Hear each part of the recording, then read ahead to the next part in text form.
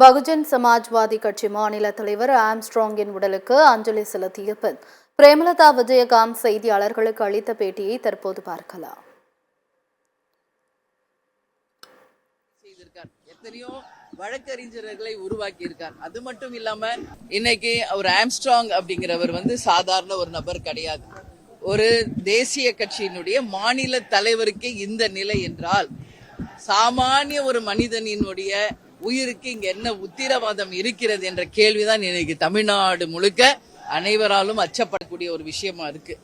இப்ப பார்த்தா குறிப்பாக அவங்க ஆம்ஸ்ட்ராங் எத்தனையோ பேருக்கு படிப்புக்கு உதவி செய்திருக்கார், எத்தனையோ வழக்கறிஞர்களை உருவாக்கி இருக்கார். அது மட்டும் இல்லாம தலித் இன மக்களுக்காகவும் தாழ்த்தப்பட்டவர்களுக்காகவும் பட்டியலின மக்களுக்காகவும் அவர் தொடர்ந்து குரல் கொடுத்திருக்காங்க. அவங்களுடைய முன்னேற்றத்துக்காக பாடுபட்டிருக்கார். இன்னைக்கு அத்தனை பேரும் இன்னைக்கு கொந்தளிச்சு போயிருக்காங்க. இன்னைக்கு 47 வயசு தான் ஆகுது, அவருக்கு ஒன்னும் வயசாகல. அப்போ இந்த அளவு ஒரு படுகொலை செய்கிறாங்க, அது ஒரு மெயின் சிட்டி, அதுவும் இல்லாம முதலமைச்சர் தொகுதியான கொளத்தூர் தொகுதியிலேயே இது மாதிரி மக்கள் அதிகமாக இருக்கின்ற ஏரியாலேயே இந்த மாதிரி படுகொலை நடக்கிறது என்றால் தமிழக அரசு என்ன செய்து கொண்டிருக்கிறது என்பதை மக்கள் கேள்வியாக இந்த நேரத்தில் நான் எழுப்புகிறேன்.